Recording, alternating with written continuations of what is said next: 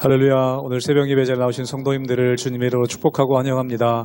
함께 시간 기도하며 예배 자리로 나가도록 하겠습니다. 함께 기도하겠습니다. 하나님, 오늘도 우리가 주님을 의지하여 말씀의 자리로 나아갑니다. 하나님 말씀 주셔서 주의 말씀대로 저희들이 따라 살아며 주님 말씀에 순종할 때 주시는 놀라운 은혜 경험할 수 있게 하여 주시옵소서. 우리 마음 가운데 낙심해 있는 영혼들, 또 하나님 우리 죄의 습관 가운데 전인 우리 마음들이 있다면 힘을 얻고 또 회개하며 순종하며 나아갈 때에 새 힘 주시고 능력 주시는 주님을 경험케 하여 주시옵소서. 감사하며 예수 이름으로 기도하옵나이다. 아멘.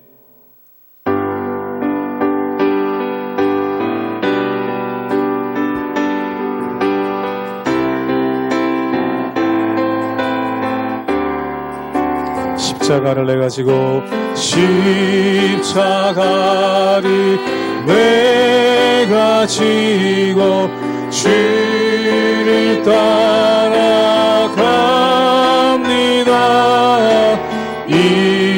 이제부터 예수로만 나의 보배. 한 번 더 고백합니다. 십자가를 내 가지고 십자가를 내가 지고 주를 따라갑니다. 이제부터 예수로만 나의 몸에 삼겠네. 세상에서 불귀영화 모두 잃어버려도 주의 평안 내가 받고 영생 복을 받게. 주도 곤욕당했으니 주도 곤욕당했으니 나도 곤욕당하리. 세상 사람 한 사나 예수 진실함니. 예수 나를 사랑하사 예수 나를 사랑하사 빛날 얼굴 보이면 원수들이 미워해도 염려할 것 없게. 내가 핍박당할 때에 내가 핍박당할 때에 주의 품에 안기고 세상 고초당할수록 많은 위로받게. 주가 주신 기쁨에 주가 주신 기쁨 외에 기뻐할 건 무엇이냐. 주가 나를 사랑하니 기뻐할 것 없고. 주가 주신 기쁨 외에 주가 주신 기쁨 외에 기뻐할 것 무엇이냐. 주가 나를 사랑하니 기뻐할 것뿐이세.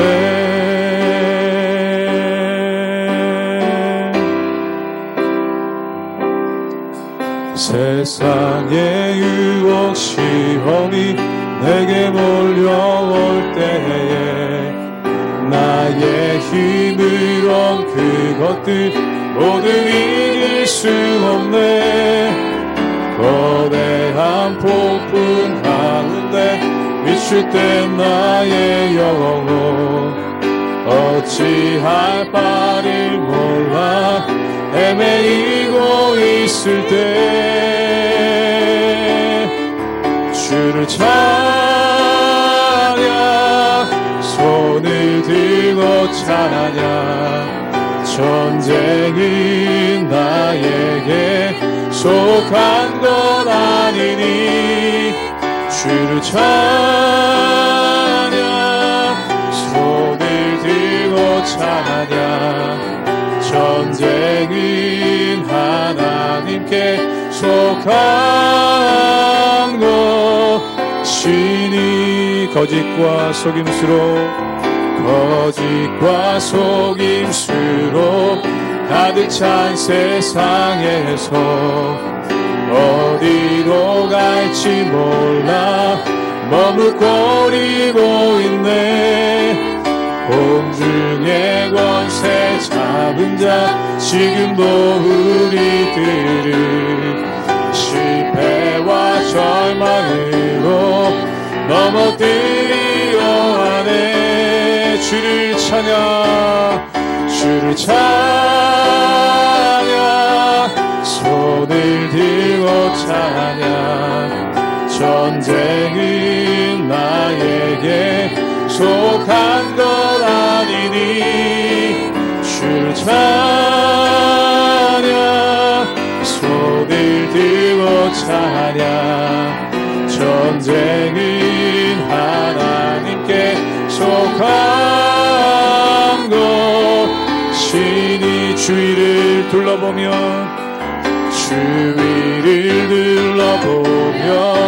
아무도 믿음의 눈을 들면 보이는 분 계시네. 지금도 내 안에서 역사하고 계시는 사망과 어둠의 권세 물리치신 예수님 주를 찬양 손을 들고 찬양 전쟁은 나에게 속한 것 아니니 주를 찬양 손을 들고 찬양 전쟁은 하나님께 속한 것. 한 번 더 고백합니다. 주를 찬양 손을 들고 찬양 전쟁은 나에게 속한 것 아니니 주를 찬양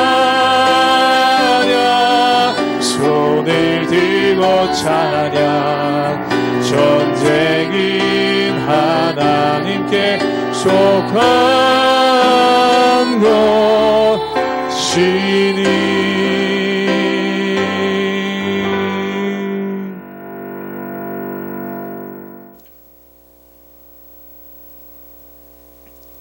할렐루야. 우리 하나님의 은혜와 평강이 우리 성도님들 삶 가운데 날마다 가득하시기를 주님의 이름으로 축원합니다.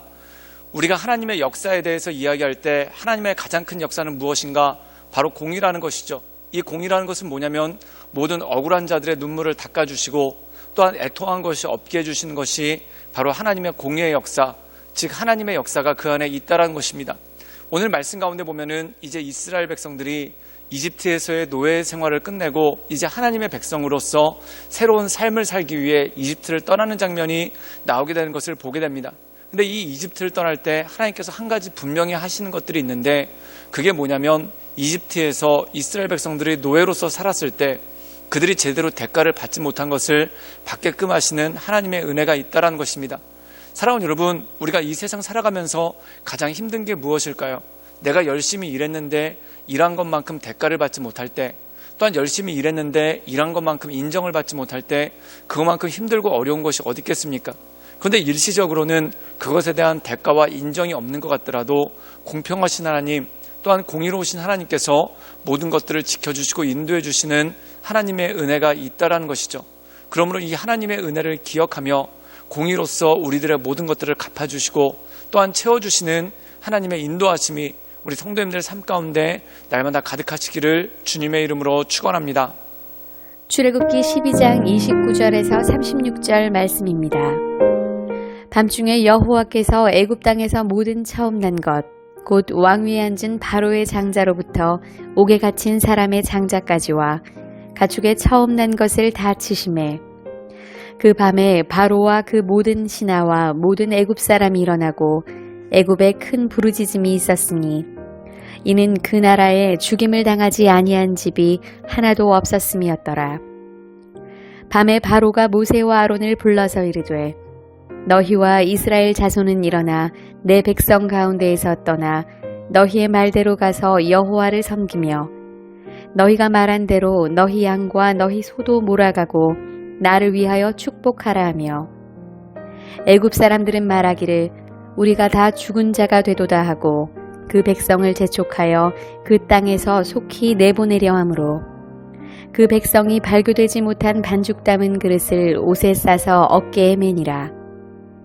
이스라엘 자손이 모세의 말대로 하여 애굽 사람에게 은금 패물과 의복을 구하매 여호와께서 애굽 사람들에게 이스라엘 백성에게 은혜를 입히게 하사 그들이 구하는 대로 주게 하심으로 그들이 애굽 사람의 물품을 취하였더라. 오늘 말씀 가운데 보면은 10가지 재앙, 즉 10번째 재앙이 일어납니다. 그것은 뭐냐면 이집트에 있던 모든 장자들이 죽임을 당하게 되는 그러한 일들이 생겼죠. 바로의 장자부터 시작해서 맷돌을 돌리는 여종의 장자까지, 그리고 모든 짐승들의 첫 새끼들이 죽게 되는 그러한 참혹한 일들이 벌어졌다는 것입니다. 그런데 어떤 사람들이 구원을 받는가? 이스라엘 민족이 구원받고 이집트가 멸망당한 것이 아닙니다. 어떤 사람들이 구원받냐면 하나님의 말씀을 듣고 그 말씀을 믿고 말씀 가운데 순종하는 사람들이 구원받는 그러한 역사가 있었다는 것이죠. 즉 다시 말해서 유월절 어린 양을 잡아서, 이 당시 이집트의 어린 양은 어디에서나 구할 수 있는 굉장히 쉽고 또는 값싼 것입니다. 그 1년 된 어린 양을 잡아서 그 피를 문설주에 바르면은 죽음을 면하게 되고 구원받는다라는 하나님의 구원의 메시지가 있더라는 것입니다. 그리고 이 유월절이 지난 다음에 이스라엘 백성들이 급하게 이집트를 떠나게 됩니다. 그런데 얼마나 급하게 이집트를 떠났냐면은 빵을 해먹을 시간이 없어서 빵 반죽을 그냥 담아서 가는 그러한 일들이 생겼죠.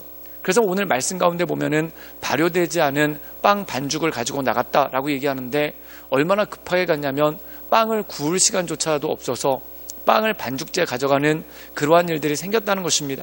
근데 이 급하게 나가는 와중에도 하나님께서 한 가지 분명하게 하시는 것이 있습니다. 우리 함께 출애굽기 12장 32절의 말씀을 읽도록 하겠습니다. 제가 읽겠습니다. 너희가 말한 대로 너희 양과 너희 소도 몰아가고 나를 위하여 축복하라 하며, 오늘 말씀 가운데 보면은 양과 소도 챙겨서 가는 그러한 일들이 생겼다는 겁니다. 이 이집트 왕 파라오가 처음에 제안했던 것이 무엇입니까? 너희가 나가려거든 장정, 남자들만 나가거라. 이거 나가지 말란 얘기죠. 또한 두 번째, 너희가 나가려거든 너희 몸만 나가고 짐승이나 모든 재산들은 놓고 나가라. 이렇게 얘기했었다는 겁니다. 근데 오늘 말씀 가운데 보면은 모든 것을 다 가지고 나가라. 즉 너희가 모든 것을 다 챙겨서 나가라 라고 얘기한다는 겁니다. 그리고 이것을 챙겨서 나가는 것만으로 끝난 게 아니었다는 것이죠. 우리 함께 출애굽기 12장 36절의 말씀을 읽도록 하겠습니다. 제가 읽겠습니다. 여호와께서 애굽 사람들에게 이스라엘 백성에게 은혜를 입히게 하사 그들이 구하는 대로 주게 하심으로 그들이 애굽 사람의 물품을 취하였더라. 오늘 말씀 가운데 보면은 이스라엘 백성이 은혜를 입었답니다. 그럼 그 은혜를 입은 것이 뭐냐면은 35절에 보면은 이스라엘 자손이 모세의 말대로 하여 애굽 사람들의 은금과 패물과 의복을 구했다라는 것입니다. 즉 다시 말해서 이 이스라엘 백성들이 자기들의 양과 염소 이런 가축들만 끌고 나간 것이 아니라 이 이집트 사람들이 주는 은금과 패물 또한 의복을 가지고 나갔다라는 말씀이 이 말씀 가운데 나오는 것을 보게 됩니다. 또한 그것을 통해서 뭐라고 말씀하고 있냐면 은혜를 입었다라고 말씀하고 있는데, 엄밀하게 얘기하면 그들이 호의를 입었다라는 뜻입니다. 즉 다시 말해서 이 이집트 사람들 마음 가운데 반성이 있었다는 것이죠. 그게 뭐냐면 약 100년 가까이 이스라엘 사람들을 이 이집트 사람들이 노예로 부려먹었습니다. 노예로 부렸다는 것은 무엇입니까? 급료를 주지도 않고 죽을 때까지 악독하게 부리는 그러한 모습이 그 안에 있었다는 것이죠. 즉 다시 말해서 이 이집트 사람들이 이스라엘 사람들을 노예로 부렸던 것을 후회하고 또한 그들에게 호의를 베풀어서 그들에게 모든 것들을 아낌없이 주는 그러한 모습이 그 안에 있다는 것입니다. 사랑하는 여러분, 세상을 살아가면서 열심히 일했는데 그 대가를 받지 못하고 또한 충분히 줄 수 있는데 그것을 주지 않는다라고 하면 얼마나 마음에 억울함이 있고 마음에 원통함이 있겠습니까? 그런데 이것을 기억하십시오. 하나님께서는 모든 원통한 자들의 눈물을 닦아주시고 또한 모든 마음 아픈 자들을 위로하시는 위로의 하나님이시라는 것입니다. 즉 다시 말해서 이 이스라엘 백성들이 이집트 백성들을 위해서 열심히 일했는데 그들이 빈손으로 나가지 않게끔 하나님께서 채워주시고 공급해 주시는 하나님의 은혜가 있다라는 것입니다. 사랑하는 여러분, 하나님은 어떤 분인가? 바로 보상해 주시는 분이라는 것이죠. 즉 다시 말해서 세상에 헛된 것이 아무것도 없다라는 것입니다. 그래서 우리가 마태복음에 보면은 예수님이 이런 말씀을 하십니다. 너희가 이름 없는 소자에게 물 한 그릇 대접한 것도 나에게 대접한 것이다 라는 말씀이 있죠. 즉 다시 말해서 세상에 어떤 것도 헛된 것이 없고 또한 세상에 어떤 것도 의미 없는 것이 없더라는 것입니다. 즉 다시 말해서 우리가 열심히 노력했으면 그 노력의 대가, 그 땀방울의 대가를 반드시 채워주시는 것이 바로 하나님의 은혜라는 것입니다. 사랑하는 여러분, 요즘 살아가면서 많은 청년들 또한 많은 사람들이 얘기하는 게 이것입니다. 땀방울을 흘린 것이 과연 나에게 보람이 있을까? 또한 내가 애쓰고 노력한 것만큼 그게 대가로 돌아올까라는 그런 회의가 참 많은 것을 보게 됩니다. 어떻게 보면 일시적으로 내가 땀을 흘렸는데 받지 못하는 억울한 상황들이 참 많은 것을 보게 됩니다.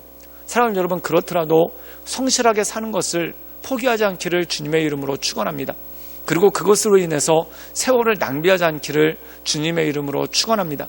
내가 성실하게 행할 때 세상은 그것을 인정해주지 않더라도 하나님은 그것을 아시고 우리에게 채워주시는 하나님의 은혜가 있다는 것이죠. 그러므로 그 하나님만 바라보며 하나님의 인도하심과 역사하신 가운데 날마다 서나가시는 우리 모든 성도님들 되시기를 주님의 이름으로 축원합니다. 함께 기도하시겠습니다. 늘 언제나 살아서 역사하신 주님, 우리 삶 가운데 주님의 선하심과 또한 주님의 인자하심을 바라보며 날마다 우리가 주님의 크신 능력 가운데 나갑니다. 우리의 심령을 새롭게 하시고 또한 우리의 마음을 온전케 하셔서 우리가 이 땅을 살아가면서 성실함에 땀을 흘리는데 그 땀을 흘리는 것들이 하나님 잘 보상될 수 있도록 주님 역사하여 주시고 인도하여 주시옵소서.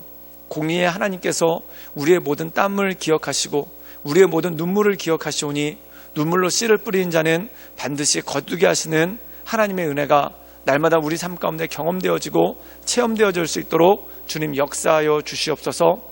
예수님의 이름으로 감사하며 기도드리옵나이다. 아멘.